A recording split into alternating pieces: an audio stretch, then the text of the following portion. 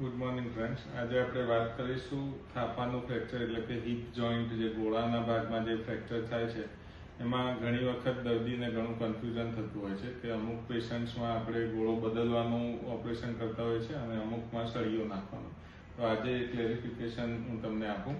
આ જે છે એ તમારો થાપાનો ગોળો છે, હિપ જોઈન્ટનો જે બોલ એન્ડ સોકેટ બોલનો ગોળો જે કહી શકાય. એનો જે બ્લડ સપ્લાય છે એ નીચેથી ઉપરની બાજુ આવતો હોય છે. આ રીતે તમે જોઈ શકો, આમ લોહીની નળીઓ આમથી આમ જતી હોય છે. હવે આમાં બે રીતે ફ્રેક્ચર થઈ શકે. મોટી ઉંમરલાયક વ્યક્તિ જ્યારે પડી જાય ત્યારે સૌથી વધારે કોમન ફ્રેક્ચર અહીંયા થતું હોય છે, જેને નેક ઓફ ફીમર ફ્રેક્ચર કહેવાય છે, જે ગોળાની જસ્ટ નીચેના ભાગમાં થાય છે. આ ફ્રેક્ચર જ્યારે થાય ત્યારે આ જે લોહીની નળીઓ હોય એમાં જે લોહી ફરતું હોય એ ડિસ્ટર્બ થઈ જાય છે. હવે નાની ઉંમરના વ્યક્તિમાં જ્યારે પણ આવું ફ્રેક્ચર થાય, કોઈ બી એક્સિડન્ટથી કે કોઈ બીજા કારણથી, તો આ ગોળો બચાવવાનો ટ્રાય કરવો જોઈએ.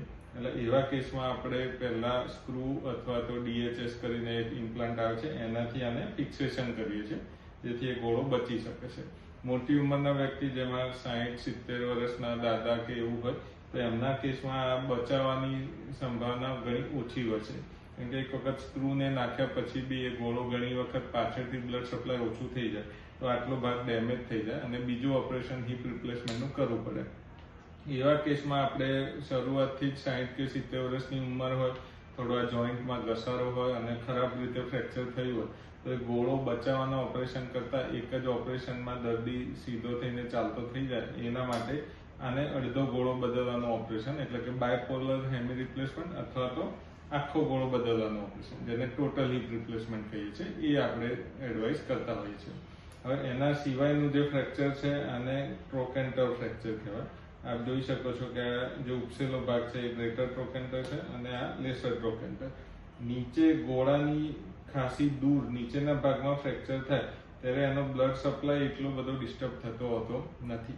આ ફ્રેક્ચર ઘણો કોમન હોય છે અને આ ફ્રેક્ચરમાં આપણે આમાં સળીઓ નાખીને, અહીંયા ઉપરથી સળીઓ નાખીને આમાં બે સ્ક્રૂ જાય અને કાં તો DHS કરીને જે સ્ક્રૂ ને પ્લેટ આવે એનાથી આ ગોળો બચાવી શકીએ છીએ. એવા કેસમાં જ્યાં બ્લડ સપ્લાય વધારે ડિસ્ટર્બ નથી થતો અને આ થોડું વધારે ચાન્સ હોય છે જોડાઈ જવાનો, એવા કેસમાં અમે ઉંમરલાયક વ્યક્તિને આ સર્જરીનો ઓપ્શન આપીએ છીએ. હવે PFN એટલે કે સળીઓ અને DHS કર્યા પછી જો આ હાડકું ઘણું સ્ટેબલ હોય તો પછી 1 કે 2 અઠવાડિયામાં દર્દીને ચાલતો કરી શકાય છે. પણ જો સ્ટેબલ ના હોય તો દર્દીને 1 થી 1.5 મહિનો બેડમાં રહીને વજન મૂક્યા વગર ચાલવાની સલાહ આપવામાં આવે છે.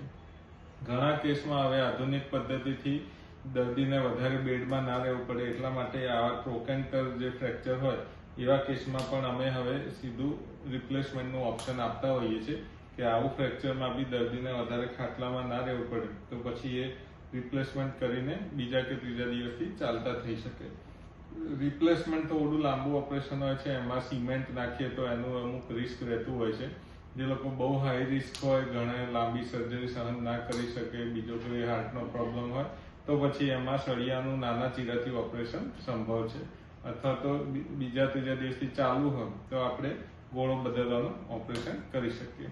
તો આવું કોઈ પણ તમારા એલ્ડરલી દાદા દાદી કે વ્યક્તિને કોઈને ફ્રેક્ચર થાય તો હિપ જોઈન્ટ માટે expert doctor Krunal Patel, star orthopaedic hospital, science સિટીનો સંપર્ક કરવો. Thank you.